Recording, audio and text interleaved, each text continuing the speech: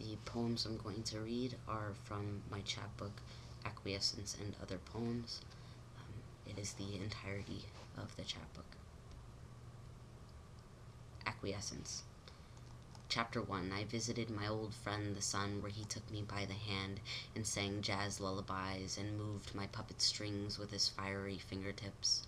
I discovered dancing soon after he stood me up, showed me what I looked like, as if I had never seen my face before, which I hadn't. Playtime was over, existence ceased, commencing the existence of details, a civilian coup where the cracks in the paint, lines in the blinds, the asbestos in the popcorn, hairs on my arms, threads which make up blanket, strays which make up lint, took over for the night that the sun was out.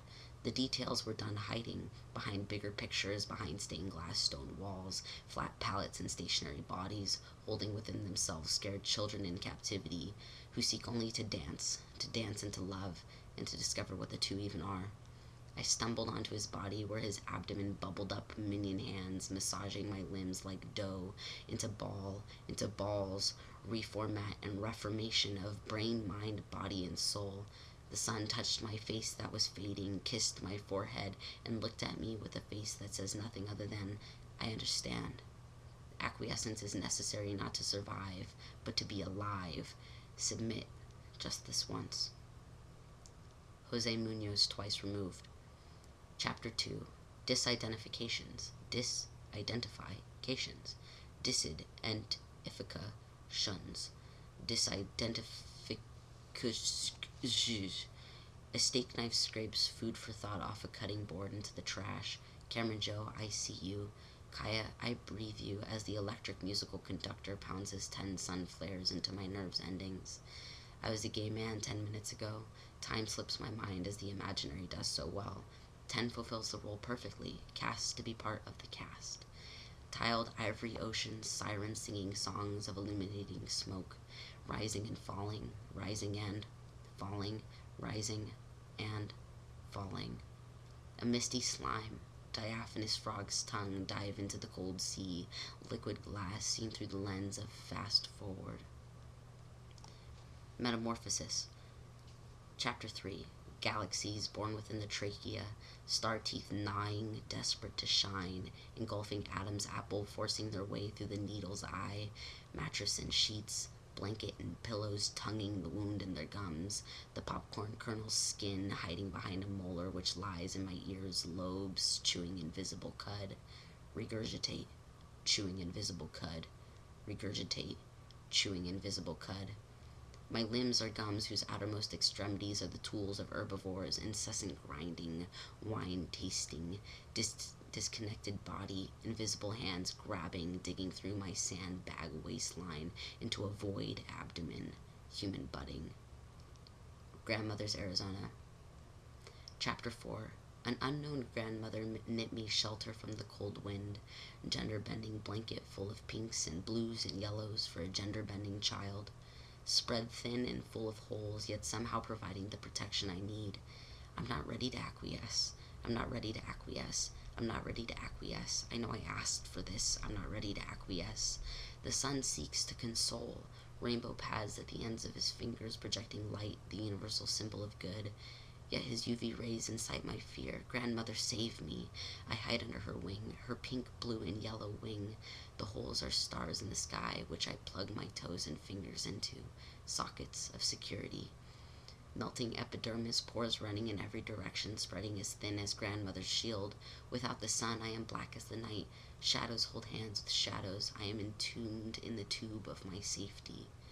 Organs do not float in liquid skin, and Adam's apple is neither wood nor a witch. Eyes trapped in a trance, mystified by watching the stars dance. Sink all you want, organs, sink. I am esoteric, until I remember to breathe. Concave embrace. Chapter 5. Pulsating like the sea's foaming lips, my arms are the arms of the polluted ocean, exploring the sands of your uncharted skin, clinging to you with perverse innocence. I am an oily infant, and you are my mother. Squeezing while inhaling, paving way to universe, momentarily taking our place until exhaling and release. Squeezing and inhaling, the world cannot see me if I cannot see the world. Thus we disappear into a desert night sky, organs and bones replaced by galaxies and constellations. Exhale. Oedipus complex for the fiery soul, the side of fire we love to see, bringing warmth and energy, a perfect world where the scorching reminders which burns and scars invite do not prevail. A virgin again, touching lips to shoulders, shivering with fear and pleasure, mostly fear. Inhale. Let go, let go, let go, said the sun. Que sera, sera, said the sing-song disc that plays on repeat in the element. Exhale. Tiptoeing to new shores, new valleys and mountains, gentle kisses to project a gentle mind, lying kisses, harboring hard cock, calling capable horror. Inhale. Prodigal camel. Chapter 6. Zigzag breathes, current loosens his belt, stuffed with tobacco. There was a feast, he claims. He must burn off the calories and send smoked packages to loved ones who reside in alveoli, a suburb of lung. He is a drunk, you know, a never-ending sway in his walk, a posture that would send his mother to her grave if she were not already dead. Cancer. A hothead, a fire crotch to match the carpet with the curtains, with deep teal eyes, deep as the wailing of an old man, deep as his hollow giant moans. He is a Cuban man, wearing thin white shirts to protect from the sun while keeping cool. Zigzag sentences zig and zag, a figure skater of conversation. His arrogant rambling pacifies my coke fiend psyche. Tonight we shall vomit oil. Chapter 7. Mattress fountain, comforter cap.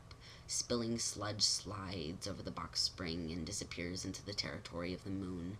Boiling tar bubbles, fermenting drunken soul, moaning incomprehensible slurs with the pain of Frida Kahlo's oil paintings, the decayed tear ducts of your foremothers, raped by manifest destiny, reluctantly birthing bastards. The fiery pits of hell came to visit for the holidays, free of light. My cup overflows with agony. Maggots feast upon your flesh, yet never consume you. Steve, I never knew you before this moment. Goodbye. Chapter 8. Here is one last gift. Acquiescence. Sincerely, the sun.